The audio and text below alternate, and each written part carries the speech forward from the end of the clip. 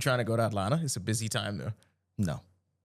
I mean, it's a lot going on. This might be the most exciting. Well, no, I lie. I went to AGP. Anyway, no, they stories I can't tell on the podcast.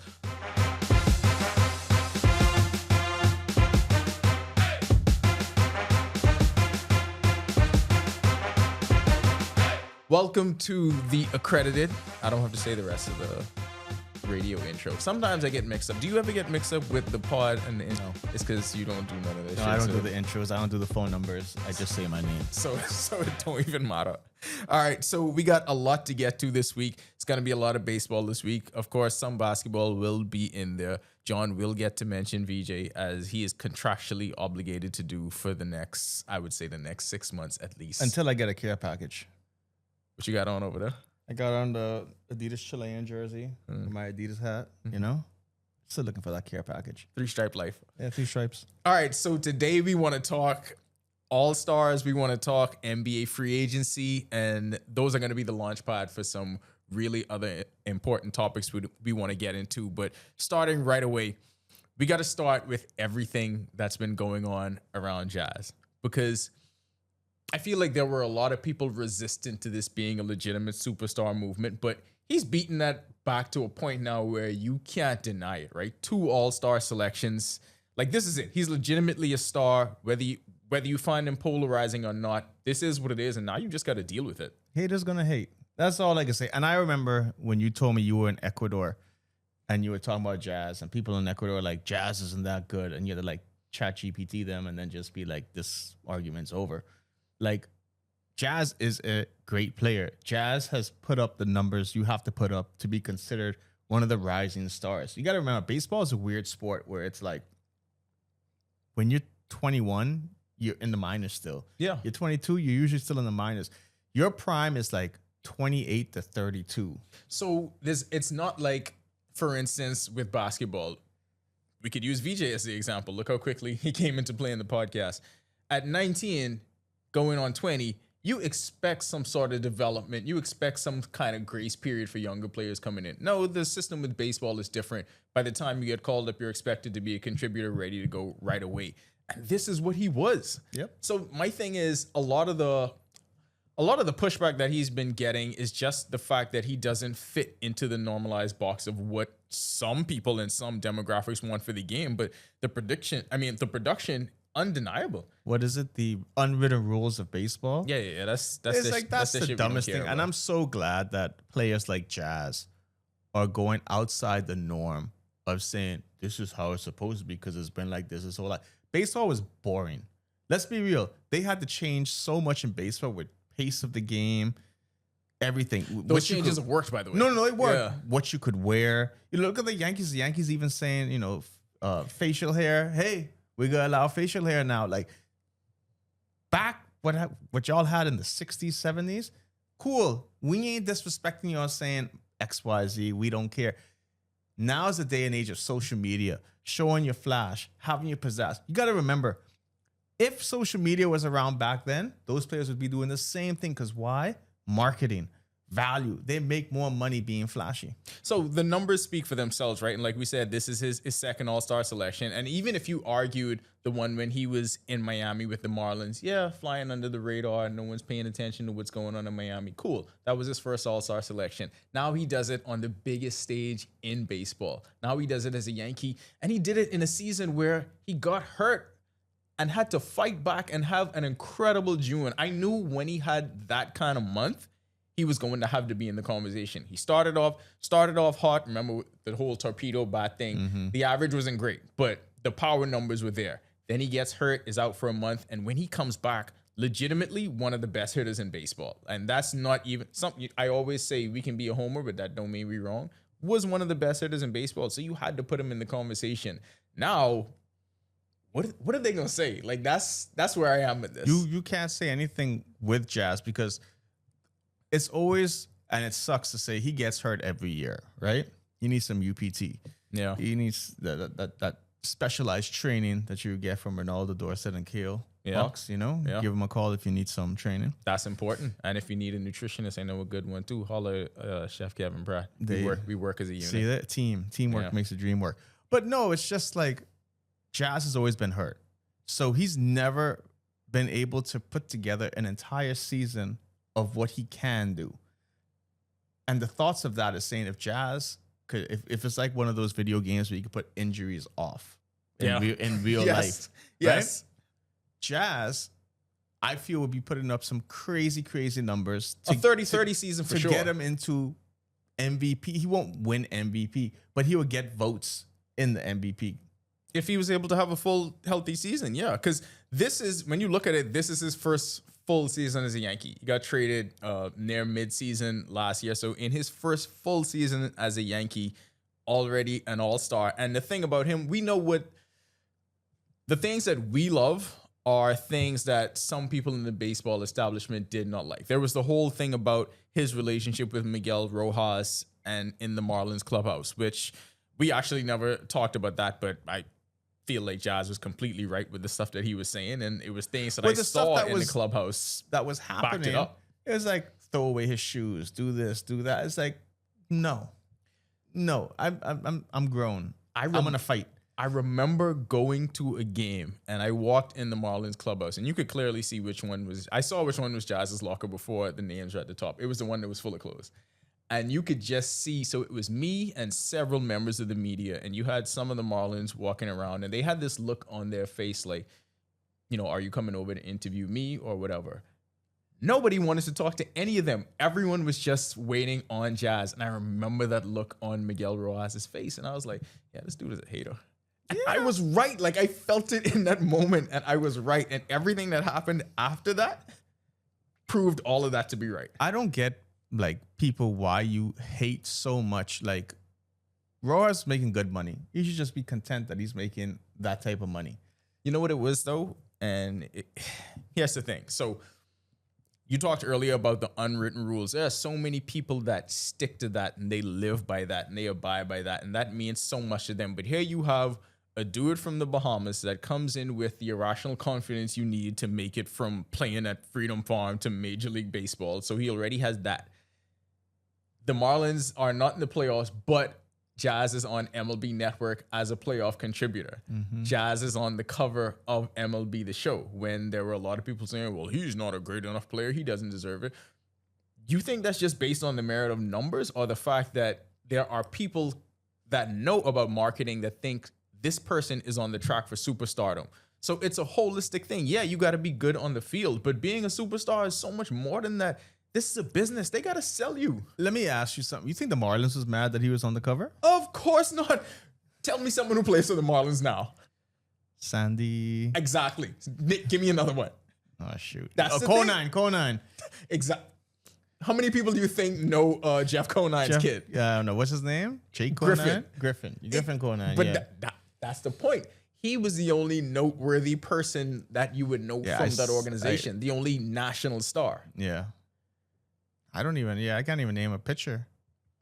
So what do you think? And the thing about it is that I think is also so intriguing about him, right? Because, and we're gonna get to this when we get to the Aiton part of the podcast, but you had so many people when you knew that he was going to be traded, when you know the Marlins were just sellers at the deadline. And you had all the anonymous sources and the unnamed quotes of people obviously running a misinformation campaign, trying to kill his trade value. And then you had people saying he wouldn't fit into New York because of all these things about Yankee culture and Yankee law and all of that, blah, blah, blah, blah, blah. But I always said you never heard it from players saying that Jazz was this locker room problem. Jazz went from a shortstop prospect to going into the majors at second base, to then saying, hey guys, you got a Luis Arias? Sure, let me go play center field. I'll go play center. You don't change positions if you're a selfish teammate. Let's just put it that way, because realistically, Jazz stays at second base, right?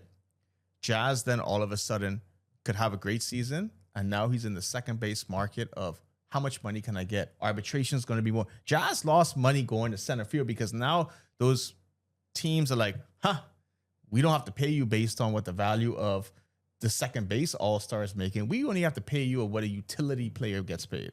And he did it again because he went and he played third for most of the season. And recently, he's been asked so much about going back to second and is chosen as an all-star at second base. But just the fact that he made that position change 3 times now. Yep.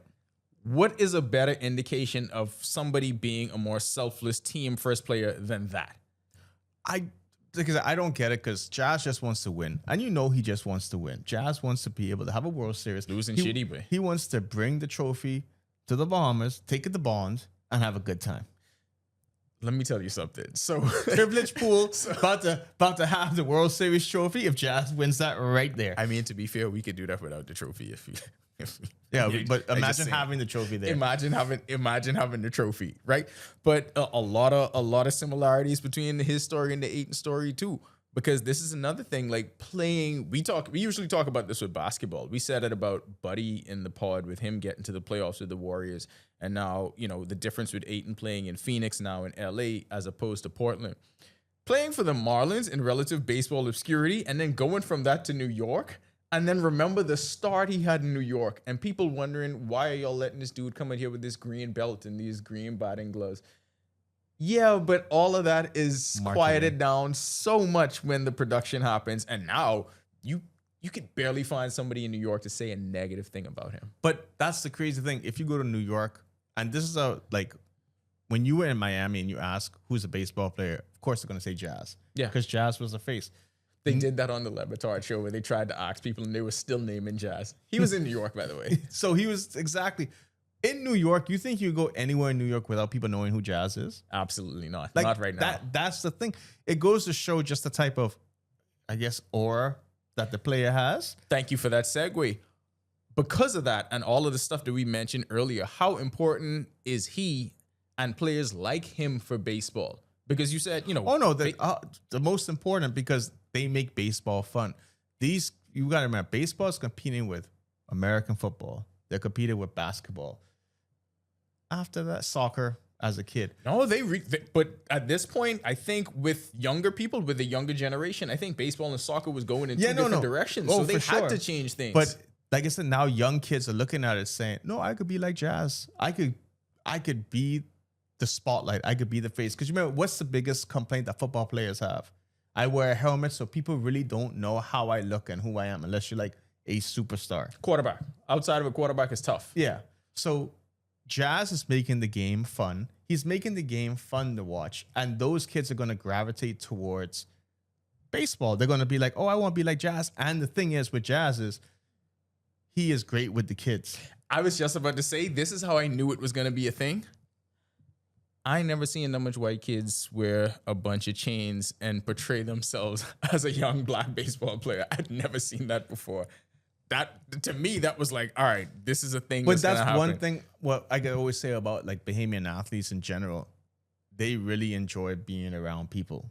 Yeah. And Jazz is one of those where you could see his mindset of being around kids is just different. Like he makes sure that he high fives them, he talks to them, but he talks to them like the normal people. And yeah, he'll trash talk a 5-year-old. He doesn't care. Except for that time with Raven and Anthony at that one game. Oh yeah, except that one time. Except for that one time. They ain't kids though. They adults. They ain't kids. Okay, but this brings me to my other question, and I think this is an intriguing thing to think about. If he continues on this trajectory, Hall of Fame, can he become the Caribbean face of the MLB? Because when you think about it, yes, you have an incredible amount of hugely great Dominican players, Hall of Fame Dominican players. But there's a lot of barriers in the way preventing them from being true superstars like they are. The biggest thing is the hurdle that Jazz clears easily, the language barrier, and he's more personable. Yeah, when you say Caribbean, right? The first thing I thought of, because I thought of, all right, yeah, Venezuela to a point, Dominican Republic, Puerto Rico. I don't really count them as being the face of the Caribbean because to me, that's more Latin America. That's what I would put them as. Yes, people, I know they're a part of the Caribbean to a point. Venezuela, yes. In baseball terms, you would say it's a little different than actual geography. Yeah, because it's Cuba, it's Dominican Republic, it's Puerto Rico, it's Venezuela, to a point Colombia. That's Latin America. That is a whole separate market identity, what it is. Jazz has that chance. to be, like you say, English-speaking Caribbean. When people think of Caribbean, they're thinking of Jamaica. They're thinking of Barbados. They're thinking about Trinidad and Tobago, Bahamas. That's the Caribbean that I'm thinking of. You know? So you're excluding DR from the count. Yeah. Okay. That's an interesting approach. I just feel that's so Latin America. They're big enough that they have to exist on their own on the outside. Yeah. Okay. What jazz is, if you use that measurement, he might be there already then. yes and no, because I don't think we market our athletes as they should, especially back home. Like, how is it that we have all these superstars? You got to win a gold medal to get marketed, right? No disrespect to people winning gold medals. It's tough, I know. But we have so many athletes out there that could be marketed to a point where they could be like, when you leave these countries, airport countries in the Caribbean, the first thing you see is their athletes on billboards coming out the airport. Mm-hmm. We have that. Yeah, we have the Walk of Fame inside the airport, but it's not the same thing. You know what's crazy? I've probably been on more billboards than Jazz. Dakari's still on a billboard. That's the most. Isn't it the most insanely stupid stat about our country? When I get my internet bill, Dakari's on page 1, Shaunae's on page 2. Like, that don't make no sense. You trying to tell me your 2-time gold medalist is on the second page of where you see the bill, so now you have negative connotation of that's what I owe? Yeah. Put Dakari on that part and put Shaunae on the thanks for being a... and then just a Canadian guy. Yeah. Like, that's all it is. So there are a lot of similarities. I want to move on to Ayton and getting this fresh start. Is it a fresh start or a last chance with the Lakers? So I find that there are a lot of similarities between the two stories because when everyone knew DeAndre Ayton was available, you had the same kind of misinformation campaigns that you had about Jazz when he was available leaving the Marlins. So Ayton signs a 2-year deal, 16.6, got a player option. You know a lot of the story by now. Portland bought him out. Youth movement there. They drafted centers the last 2 years. Ayton obviously was never happy there in the first place. You go from competing for a championship and then all of a sudden, being a contender to nothing. All of a sudden, you in the Northwest where it's very icy and you don't want to leave. You don't want to leave your home because the roads are very icy. Safety first. Very legitimate reasons. And for all y'all that don't understand, you only know how to drive in ice before. Okay, y'all safety don't get first. It. And everyone is like, "Oh, they sent someone to pick him up. It's still dangerous." The person couldn't get to him. So what you want him to do? You know what's safe inside that house? Yeah. That's all I'm saying. So now with LA's current roster, obviously Ayton expected to be the biggest presence on both sides of the floor, anchoring the defense and the post presence on offense. Here's what I find crazy. The Lakers had no big men whatsoever, right? Jackson Hayes. Yeah, worth a damn. I'm going to all these sites, and this is where we're going in with the framing of Bahamian athletes with American media. Why is it that the Lakers are losers? I'm reading all the Lakers are forgetting who they had before that. They got DeAndre Ayton for $8 million on a discount. A bargain. So you're trying to tell me you're bringing a big man who has been to the finals before, who still averages a double-double. 7 straight seasons of a double-double. You've seen him play when he's with Bahamas. You've seen him play the post-All-Star break in Portland. He has what it takes to be a 25-12 guy. He has it. But he's never had to be that option because every team he's been on, you got Devin Booker, Chris Paul, then add Kevin Durant on the team, right? So all of a sudden now you become 4th option.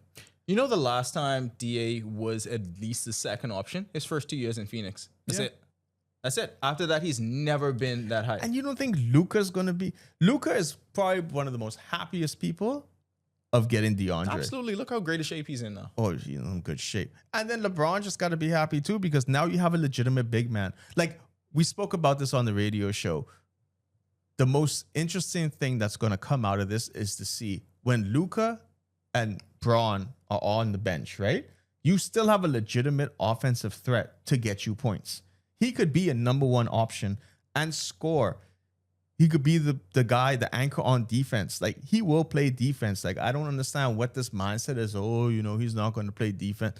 He's going to play defense. He's going to want to win. And I feel being in LA and the history of LA, just with the Bahamas, we just have to say, hey, you had Michael Thompson. He won championships. You had Rick Fox. He won championships. Now DeAndre's in that position to say, you know what? Not only am I going to have the legacy of the Lakers behind me, but I got the legacy of the Bahamas where it's like, I cannot come to the Lakers and not be the best and win a championship. I'm going to be devil's advocate 18. here because me and you are on the same side with this, but in the interest of the podcast, I have to play devil's advocate. Number 1 overall pick in 2018, third franchise of his career. Seems like he might be turning into a journeyman if he doesn't find the right fit. Is there still elite potential there? Yes.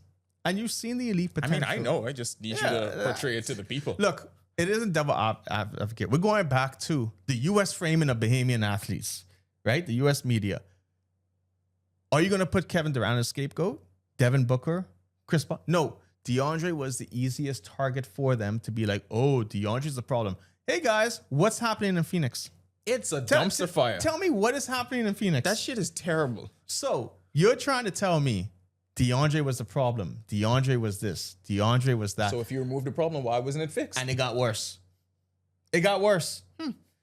He went to Portland, and Portland was just on a different path. That was never the right fit for him. And we know that Portland's on a different path. And guess what? Portland understood it, and that's why they bought him out. Because they realized, they said, hey, guys, you know what? If we were in a different situation, DeAndre could work. I will say this, though, and we have to hold him accountable for certain things. I did expect him to go to Portland and just stat pad and make that resume look as beautiful as possible for the next step. I expected him to go to Portland and do more and be more, to be that 25-12 guy, because all they had was a bunch of young guards. Now, the bunch of young guards did not have him factored into the offense, but I wanted to see what it would look like if he just was the dominant presence that always commanded things and they had to revolve around him. But we saw what it looked like after All-Star break when he was dominating with 25 points, 12 rebounds, shooting. But the problem is the consistency he got hurt. in doing that. He got hurt. So the thing about it is yeah, good players can summon that now and again. I think for you to make that next leap and to be seen as something else, it has to be consistent. Very simple. I'll say it now. DeAndre is going to be an All-Star this season. That's the type of numbers he's going to be putting up. I just don't see how you have a Luka and LeBron who are facilitators where he is going to fail in this. And at the same time, Luka's been to a finals and lost. LeBron's won championships, one loss. Now he has actual leaders on the team who have been there, who have done that. You got to remember, Chris Paul never been to an NBA Finals. Devin Booker. So all that was new to them. Yes, the franchise was winning. The franchise was doing good things. But also, they didn't have that, I feel like, the extra leadership that you need to win championships. Also, like, Giannis was just... like, it was nothing you was going to do with Giannis. It is what it is. It's like, remember, they won 2 games in that Finals. Yeah, it was the block on that. It was the block. It was the block on that alley. I've seen, and I keep saying people, I've seen Aiden at a personal level in a practice with national team. He's one of the smartest people on the court. He studies the game. His IQ is very high. I don't see how this is a bad fit. I'm just still trying to figure out how you put the Lakers as a loser for getting DeAndre Aiden. Like, what other move was there? Even if there was another move, there's not a better move than this one. Like, you're not going to convince me that Miles Turner was a better move than this. You're not going to convince me that Clint Capella was a better move than this. For the money, this was the move. Like, you were able to get him on a bargain. Even if you overpaid, I still feel like this was the move to make. If he was making 15, 20 million a year, it would have been cool. Easily. What do you think this... He's already one of the highest profile Bahamian athletes ever. That goes without saying. Like, you the number 1 overall pick. We've only had 2 of them in our history. Only one in the modern era. After this year, should have been 3. Just saying. Contractually obligated VJ Edgecombe reference. What do you think this does in terms of raising his profile here? Because oh my God, you are entering a different stratosphere when you are a Laker. It's just different. It's like Jazz being a Yankee. People will disagree with me. I feel right now he is the most popular Bahamian basketball player in the country. No, just being on the Lakers. No, yes. it's VJ. It's still VJ. Everyone is still riding that high. I understand the nuance of VJ because it's still summer. The season hasn't started yet. Okay, people haven't realized that DeAndre is their favorite basketball player in the NBA because I like that. The second the season starts, they ain't gonna care what VJ is. They ain't gonna care what Buddy is. Lakers. They ain't gonna care about Lakers. It is the national team of the Bahamas. And they are gonna say, Lakers win? Yeah. They will say this. I know fans. I'll be like, man, it would be nice if Buddy them could. This is like when the Lakers were doing nothing, and I was like, for playoff seeding, and I had a friend like, Buddy could score 100, but I need the Lakers to win. I don't care. I will say that is the only professional franchise where they have had a parade in Nassau after winning we a will championship. have another parade. And it had nothing to do with a Bahamian player. It was just the fact that the Lakers won. And I remember thinking, this is either one of the coolest or weirdest things I've ever seen in my life. So they just don't know it yet. Okay, I actually like that take. That's a good take because They don't- once the season starts and he has good games in purple and gold, it's gonna be over. Once he puts that uniform on, like official, unless they preseason don't count, the season starts. This is going to be insane. And then also you have Michael Thompson in LA who calls his games. I want to hear how his broadcasts are going to be. We need to contact whatever the radio station is and say, hey, let us get some of those Michael Thompson clips of DeAndre balling out, especially when he doesn't move. Because I feel like now he's going to be in a position where it's like, this is one of us. This is my own people. I could do this. And he's just going to go crazy. Slip out and start saying Bahamian stuff that nobody gets. Like, do a show specifically just for us. Like, Dunk I'm on the good head with with that. the Kung Bubby. Is this the redemption arc that Bahamian fans need and want to see? Because I think everyone was so enthralled with the VJ story on draft night. And it was the same kind of thing with the Buddy story on draft night. And we mentioned, yeah, Aiden had the same kind of story, but it never got that kind of traction. Yeah. I feel like this is his story here. This is his redemption arc. This is him shedding that whole persona that people think he has now, changing the narrative, becoming someone that was seen as maybe an afterthought because he gave voice to it in his press conference. When you're losing in this league, people don't think about you. They don't care. Going from somebody who people saw as an underachiever to someone who could be the reason behind a title run. This is his chance. You think this is the arc where the story is going? This is, I wouldn't say the exact same Jazz scenario, but I feel there are some people who thrive in bigger markets. Realistically, we never seen Aiden in a big market because Phoenix, yeah, it's a big market per se, but it's not a big market. No. Right? Portland, definitely small market. Oh, gosh. And the legacy with those two teams, like Portland had a better legacy than the Suns, right? The Yeah. Suns are trying to still make their mark somehow, some way, because they're leaning on those Charles Barkley years that they had. And that was a brief run. Yeah, and that was like 2-3 year run. Yeah. Now he is in a position, and I know DeAndre watched so much Laker games growing up. Like he had to have. Being and a he had to- Bahamian, you didn't have a choice. exactly. And so I feel this is a big market, and I only think it's going to help him because there's nothing better than a motivated DeAndre that wants to prove people wrong. And you're going to be able to prove the whole city that you belong in this situation. I love the fact that that was one of the first things he said at the press conference. Like, yeah, this is the time. One of my biggest pet peeves is when athletes try to give the persona that they're not listening to what anyone is saying or they're not taking that information. Y'all know when people talking shit about y'all. I would rather you say, yeah, I know, and I'm going to use that. I'm going to use that Yeah. because there is very few things in the world that motivate someone greater than spite. And the spite to want to prove all of these people wrong. Spite may be a greater motivator than money. I know that spite. Boy.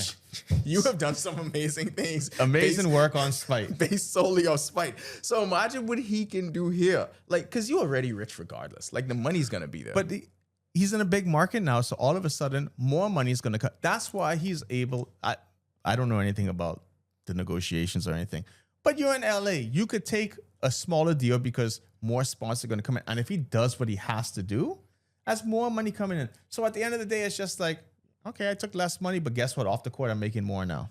And that's the whole point of the legacy. He's good. I can't wait till we go to LA.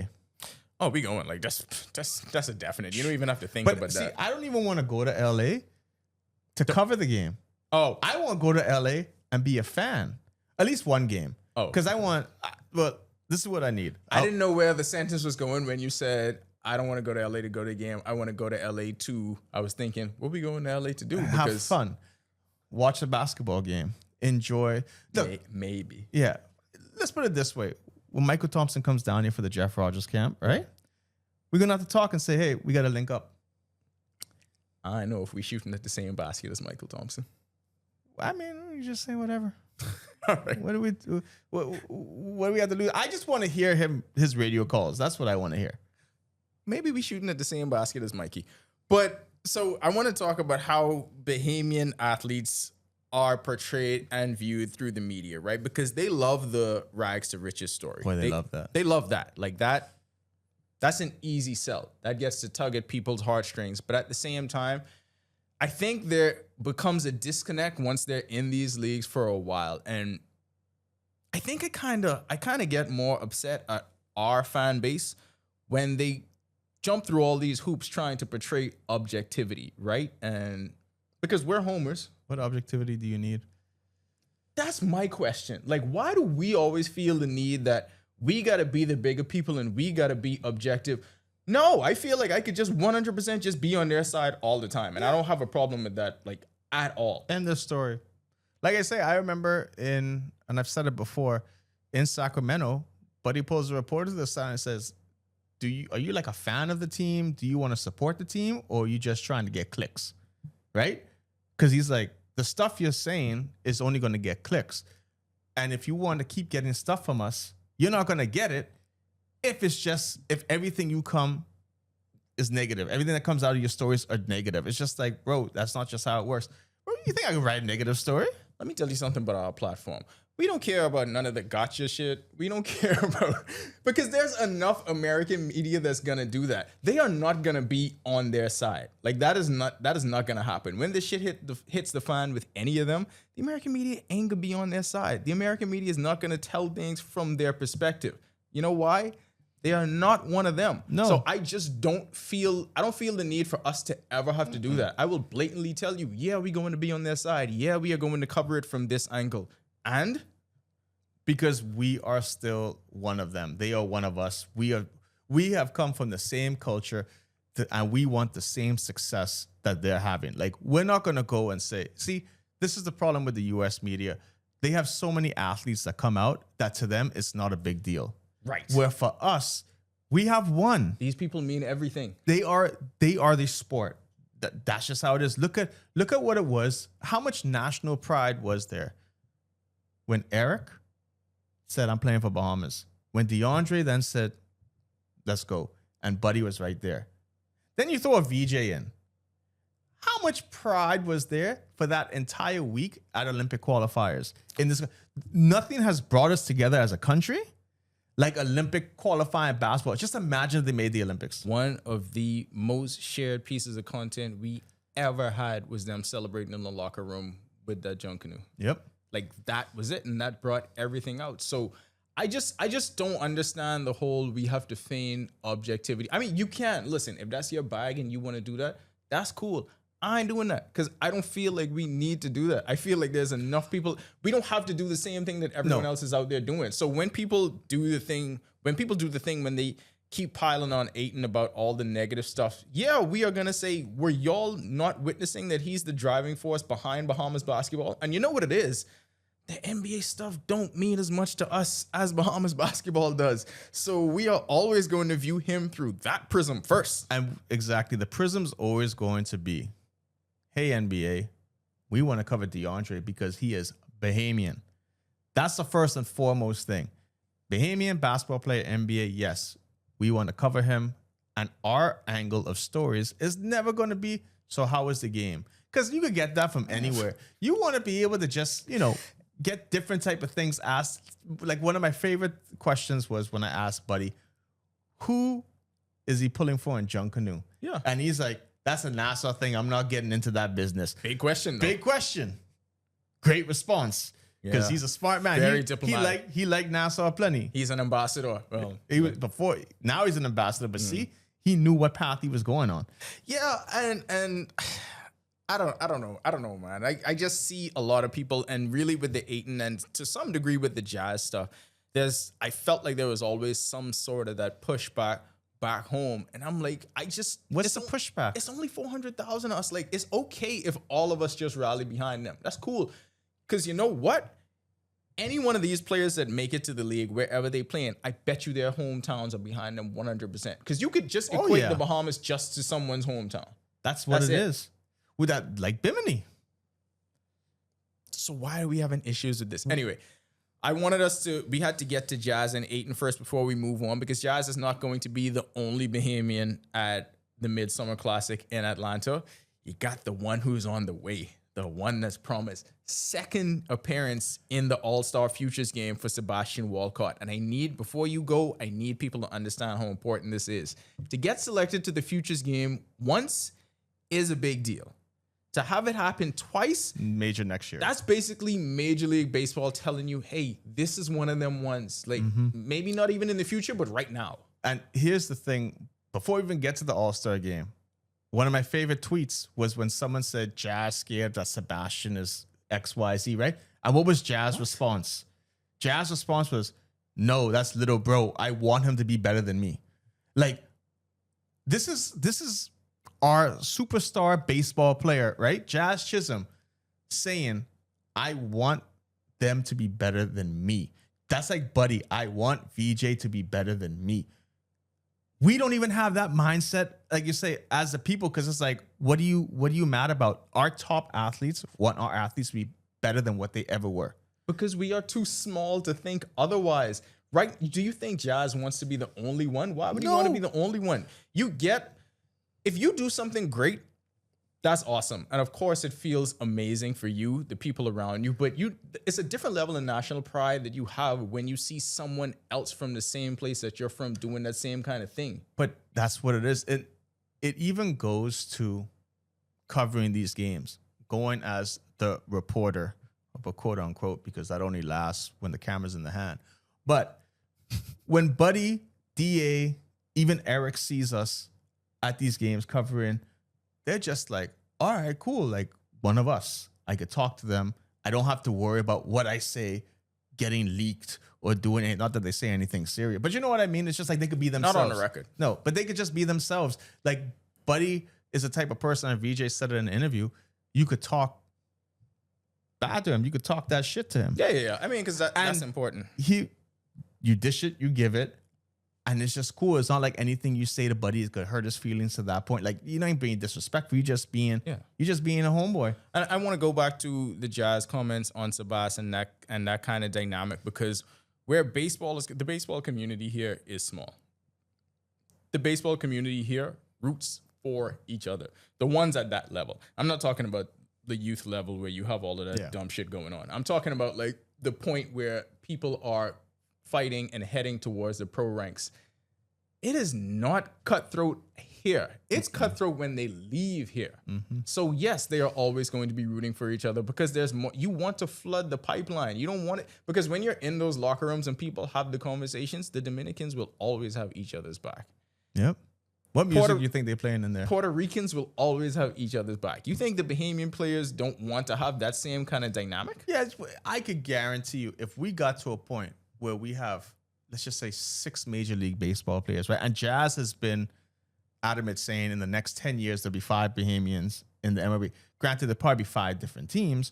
Yeah. But it's going to still be special when they play against each other. Now, imagine if they made it and a couple of them are on a team like the Dominicans have. That will be such a culture shock, I believe, in a locker room, not in a bad way.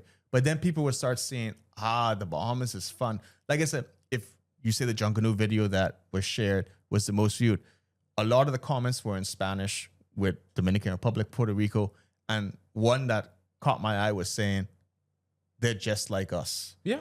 The way that they celebrate, they are one of us with the type of culture they have. Think about when we were at the WBC in Arizona, Team Great Britain basically became Team Great Bahamas. Yep. Because when you have 9 Bahamians there in that locker room, that's the culture that dominated. That's what that team was about. But what was it? Chavez, right?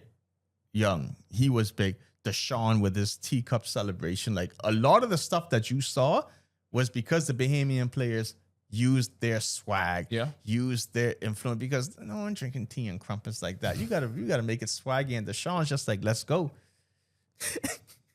I just learned what crumpets was like last week. It's crazy. Yeah, you gotta watch some more Wimbledon. I do have to. I'm watching Wimbledon. All right, so we got before we get out of here, we have to talk about Summer League. I can't believe we went this long without doing it. Oh, yeah. We have to talk about Summer Summer League. League nice though. VJ had the one performance, and Philly was like, "That's enough." Yeah. You ain't- Just you tell him ain't you need no dunk too more. hard. You ain't need no more. That's one in Utah. I don't really feel like that thumb contusion is No. a real thing. You know what every article said? Out of an abundance of caution. Yeah, the abundance. He just dunked. They saw him dunk too hard, and they say, you need to save that little bit though. So we know what VJ's gonna be. We know what Philly is headed. For me, for both of us, really, I think the most intriguing thing about Summer League is everything happening with Isaiah Mobley. Oh, yeah. Because we know that he is in the fight, and these games mean more for his career. Because y'all see how much attention we've been giving to what he's been doing, but if you didn't know, this is a national team player. Like, you need to get familiar with the fact that Isaiah Mobley is in the camp, and not just saying on the side I want to be, but no, physically was in the camp, and physically, if he didn't get hurt, would have already suited up for Team Bahamas. Yeah. Like, that's what we need to know. See, my favorite thing with Isaiah is, even though he didn't grow up here, he came here a lot when he was younger. But during the camp, you could see that he wanted to embrace the culture, because this is pretty much half his family. Half his family is Bahamian. It's just, we don't keep that great of records to know what the hell is going on in this country. Well, we once used to you- write in the passports. So you write and I think stuff. we and- just stopped and- writing on the disc exactly. in the car not too long ago. You lose things. But he wants to soak it up, and he wants to know what it is. And that's the first, not even first ever being Bahamian, but that's the first ever him saying, I want to be a part of this. I want to make sure that I want to have fun. Because trust me, I could guarantee he's like, man, Bahamas is a fun group of guys. Because when we go on a trip, it's just different vibes. And all I'm saying is, I don't want to split up the Mobley family. No. Isaiah wants to play. Yeah. Isaiah is going to play. If there's someone close to Isaiah, like perhaps a brother, The defensive player of the year. perhaps a defensive player of the year, if there's anyone like that, would you not want to represent a country alongside your brother? Because Team USA is not going to put your brother on the roster, No. Evan. You know who is going to put your brother on the roster? The Bahamas. So I'm just saying, why would the Mobleys not want to play together and represent a country? Evan, can you answer? Work in progress. Allegedly. That'll do it for this week.